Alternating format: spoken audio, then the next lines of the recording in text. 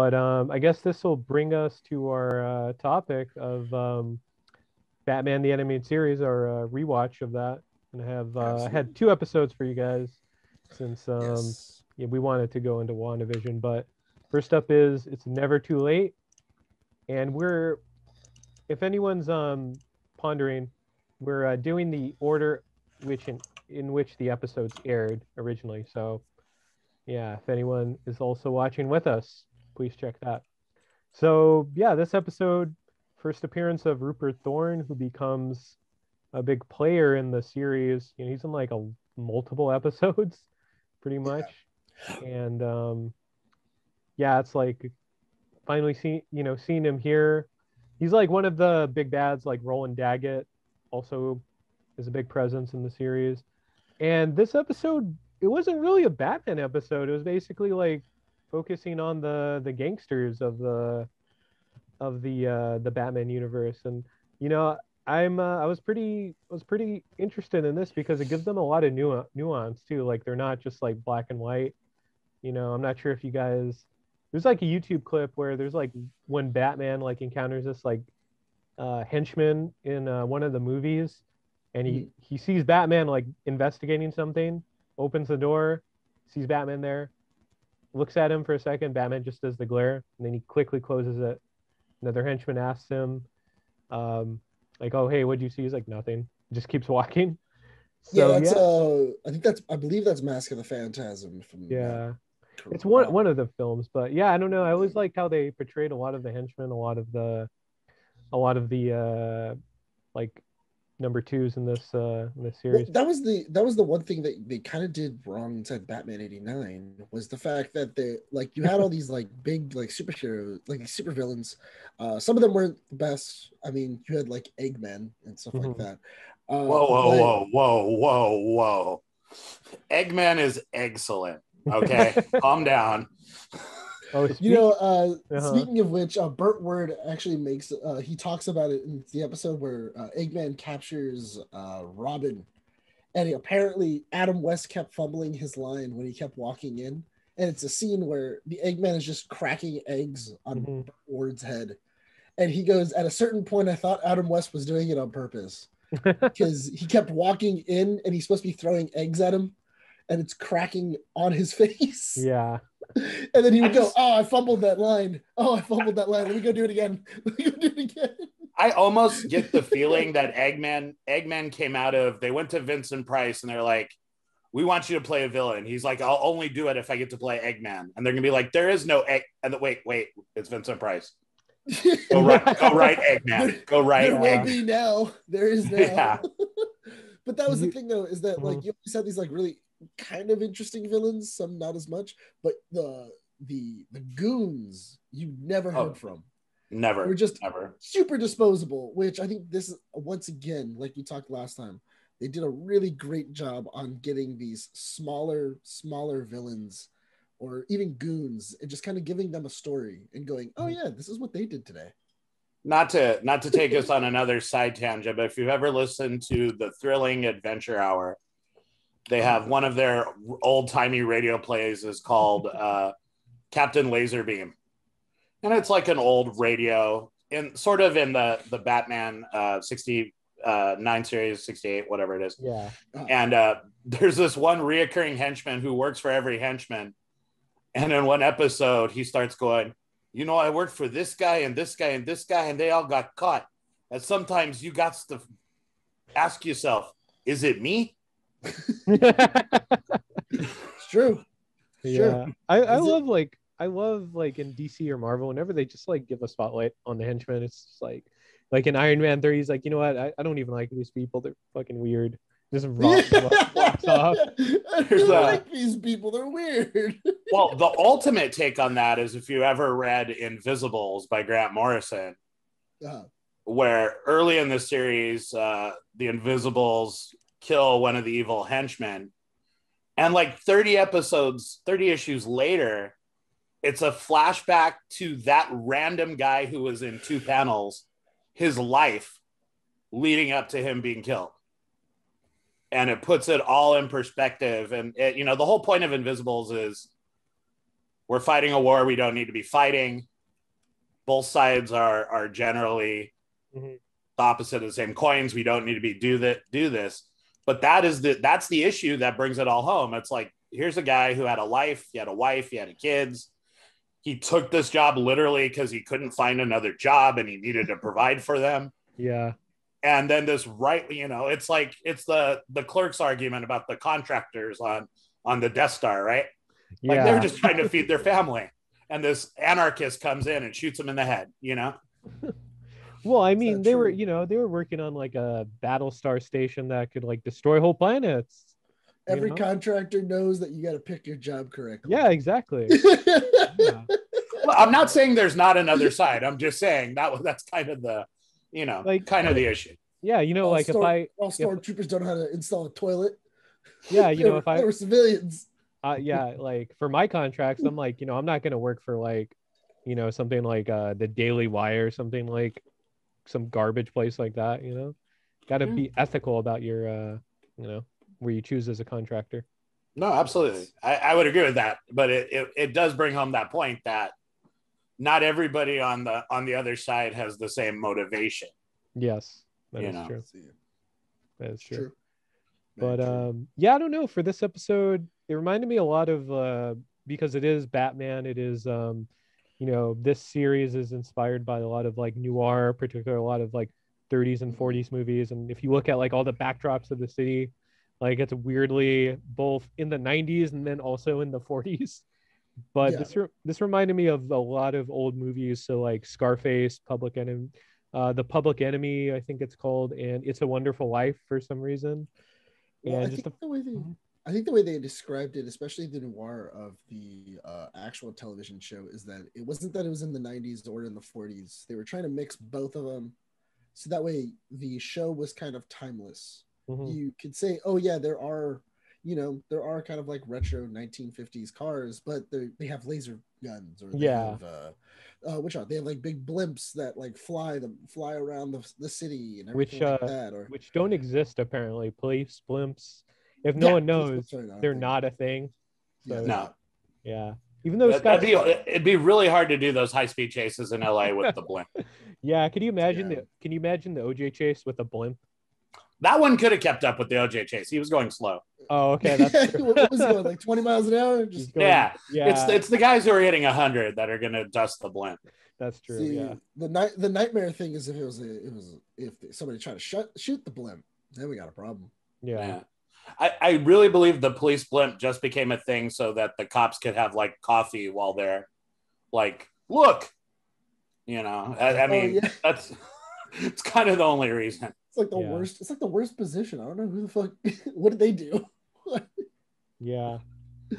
But yeah, like that was like the whole point of it, is that it was supposed to be timeless. It was supposed to be so that way, you really couldn't pinpoint a time period that it was, but it had the feel of the 50s or the 80s. And it absolutely nails it.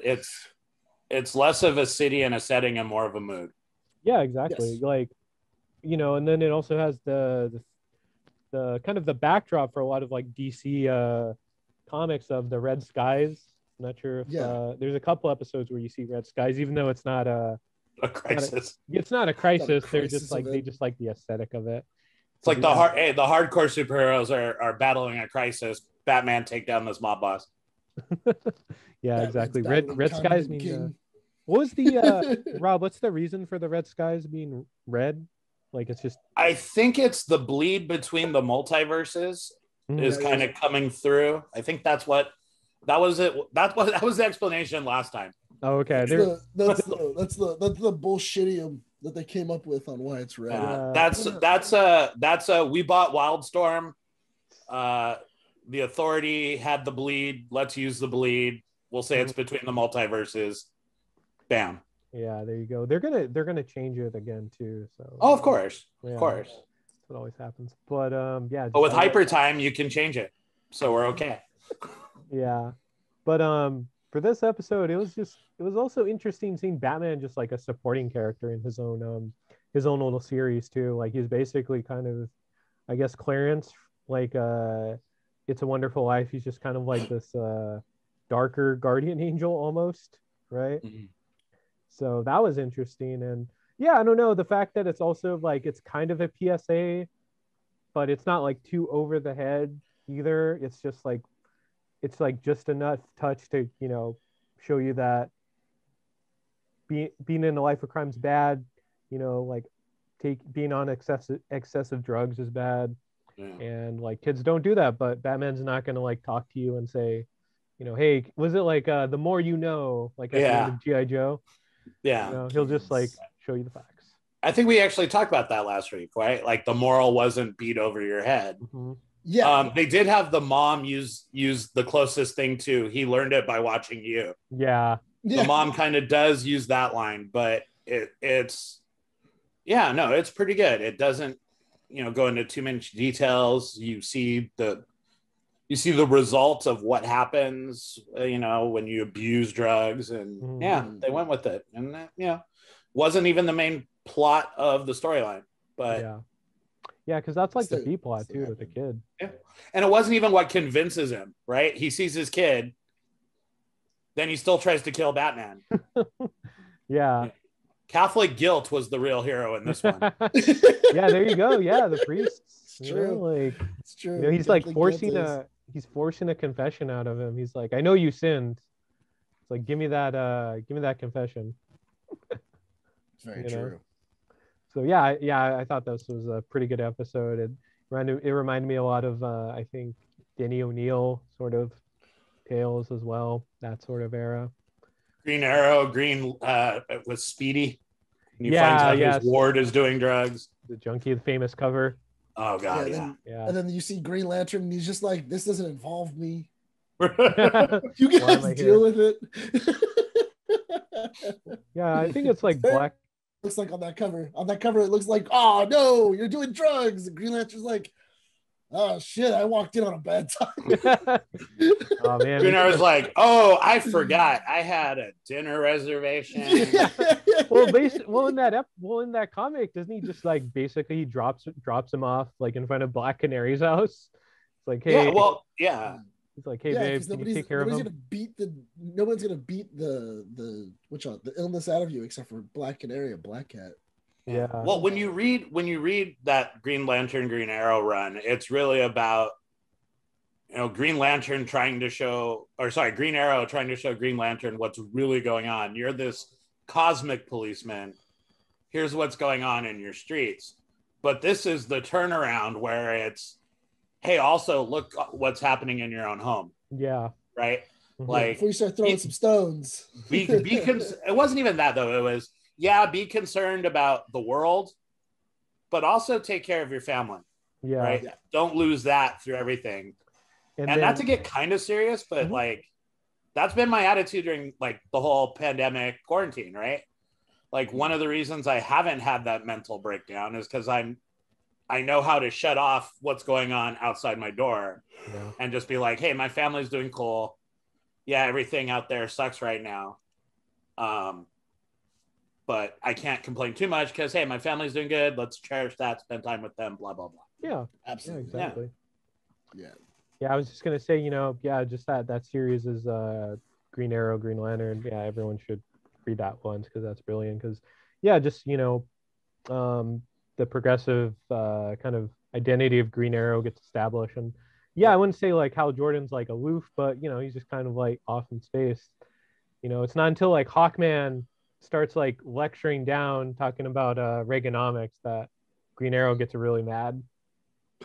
That would have been a debate during the 80s I would have loved to see.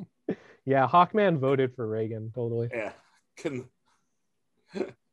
We're going to have a liberal economist versus Hawkman. Yeah. But now Hawkman's like libertarian now. He's like, yeah, you know, I'm not like those other Republicans. Yeah, but here's the thing. If you're immortal, you can be libertarian. Yeah. You do too much legal drugs, you come back. You shoot yourself with your too many legal guns, you can come back. Mm-hmm.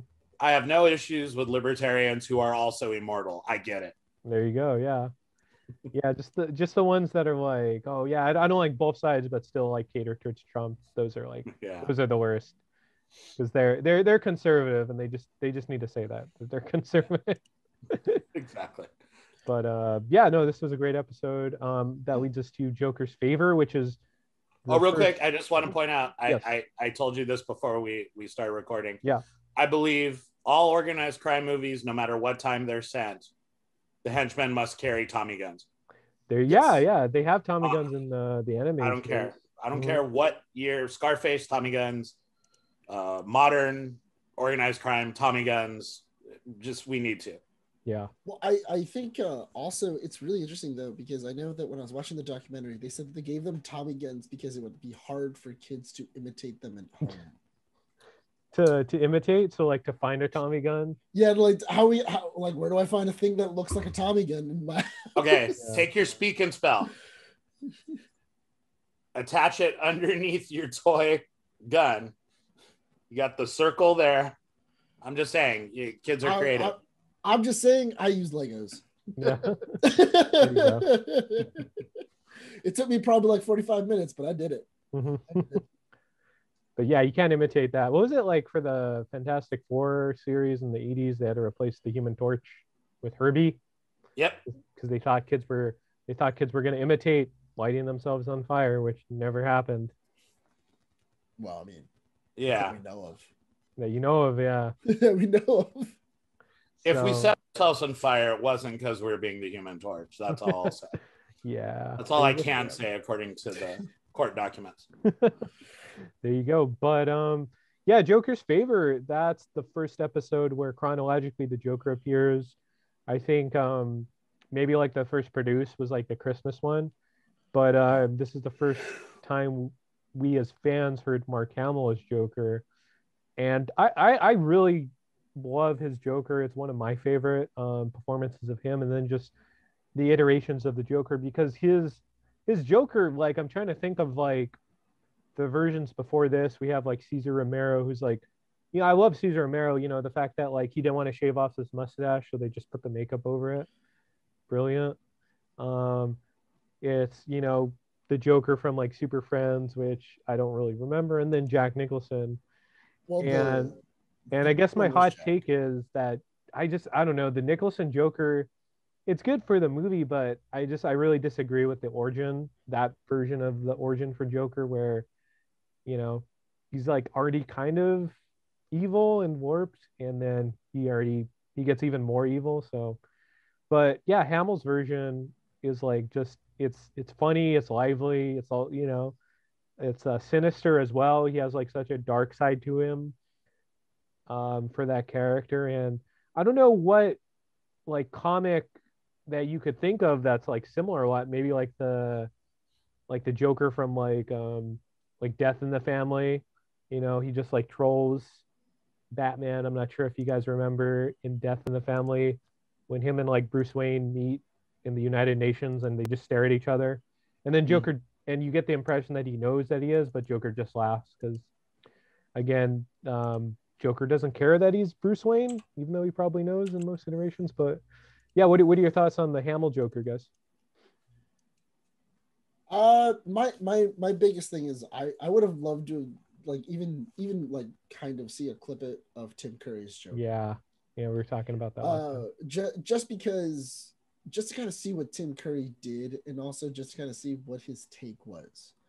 But for some reason I feel like it would just kind of sound like it. Oh, like like his Pennywise. Yeah, Pennywise. Oh, yeah. His Pennywise. I haven't thought of that. Yeah, like that's what I was assuming, that it would just kind of sound like his Pennywise. Mm-hmm.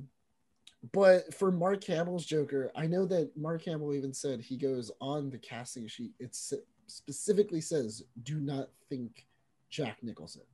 Don't do a Jack Nicholson impression. Yeah. Because no one can be Jack except for Jack. Don't even try. And so I think that's kind of cool. That's really fucking cool. I also think it's really funny that Mark Hamill didn't think he was going to get the role. Yeah. He thought other people were going to get it, so he went in there, did whatever the fuck he wanted, and then came out and they were just like, yeah, we really want you. And he goes, fuck, what did I do? Right, yeah. And then proceeded to screw it up because he kept trying to think. No, just kidding. I think, a couple thoughts. Like, first of all, I hadn't watched in a long time. I'd forgotten how much it still sounds like Mark Hamill. Mm-hmm. How you can hear it in him. You can hear Luke. You can very much hear Luke. But I think too, this kind of goes along. What I like about Joker as a character is all the various depictions, even in the cartoons and movies and everything else, go along with my favorite theory of Joker, which is Grant Morrison's, that Joker constantly reinvents himself. Mm-hmm. That he constantly has different personas and different sort of methods and stuff like that. And that same explanation plays out across all the other media, right? Mm-hmm. I think the one weakness of Jack as the Joker is you can never forget it was Jack. Yeah. That's the only downside to it. And, not Jack's fault. He's Jack, right? Yeah. He couldn't have said, no, I can't do all these other great movies and be courtside for the Lakers all the time because I have to do this Joker role, right? But no, I think Hamill's Joker is sort of, I think, the blend of my favorite Jokers. He's a planner, right? Mm-hmm. Joker has always been a planner, regardless of when they talk about chaos. He's always a planner. Yeah. Chaos is the cover. The fact that he keeps this guy on this, he remembers 2 years later, hey, this dude owes me a favor. He wrote it down somewhere. Hilarious. That was the best part. The best line is, how did you find me? I never lost you. Yeah. I was track of you this whole time. And so he has the Joker. The thing to remember is, Joker, and everything kills or harms a lot of people depending on how far you can get away with it in whatever medium it is. But if the Joker can use you to kill and harm more people, he won't kill you at that moment. Mm-hmm. Use you. Yeah, you're part of a bigger plan to cause more chaos. Mm-hmm. I was just going to say that, if he doesn't think it's funny, he's probably not going to kill you. So. Oh, absolutely. Yeah. Absolutely. Yeah. And of course, first appearance of Harley Quinn. Yes. That is like one of like that's like one of the greatest things as well. I love the idea that Paul Dini and Bruce Timm were just like, yeah, he needs a fucking friend. He needs someone to talk to. Yeah. Well, because every single time inside of in any other medium, Joker is just talking. He's just talking. It works because he's crazy, but for the most part, he's talking to some form of minion. Yeah. And then they're just like, I don't get it, boss. And it's like, okay, whatever. Yeah, they're just terrified of him too. Yeah, it's like I'm only in the Joker gang just because if I don't, Joker's gonna kill me. Mm-hmm. and the dental plan. And the dental plan, yeah. The dental plan. Joker's so wild that he would have a dental plan, Right. Was it like what's that one Captain America Batman crossover? He's like the Red Skull. It's like, oh man, I don't like Nazis. Like I'm an American criminal, goddammit. Yep, exactly. There's got to be somebody's got to write a series, and it could be an indie where henchmen unionize. Yeah, that'd be interesting. But and Rob, what was your first impression of Harley when you watched the series way back when?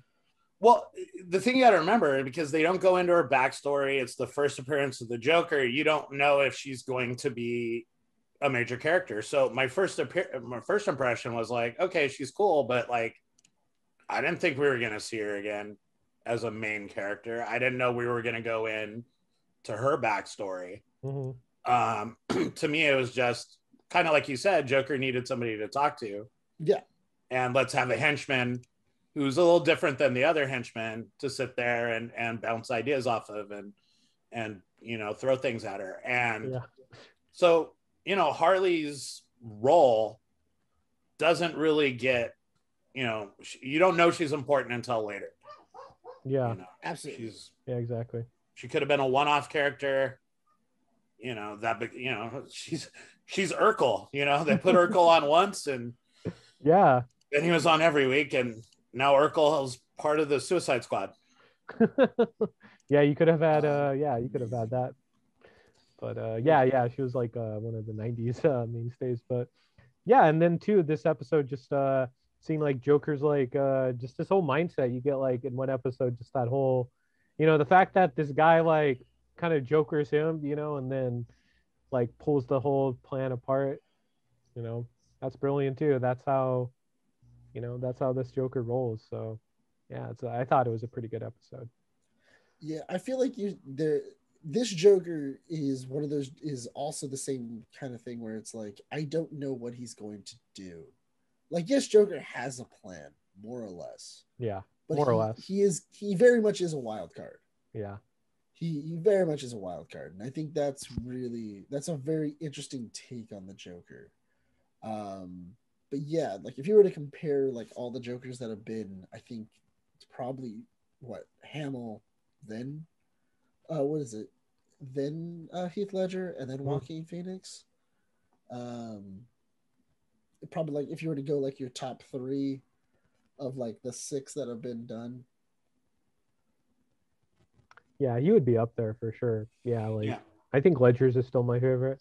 Definitely not Leto. Like that's I still can't believe they brought him back for Justice League for the Snyder cut.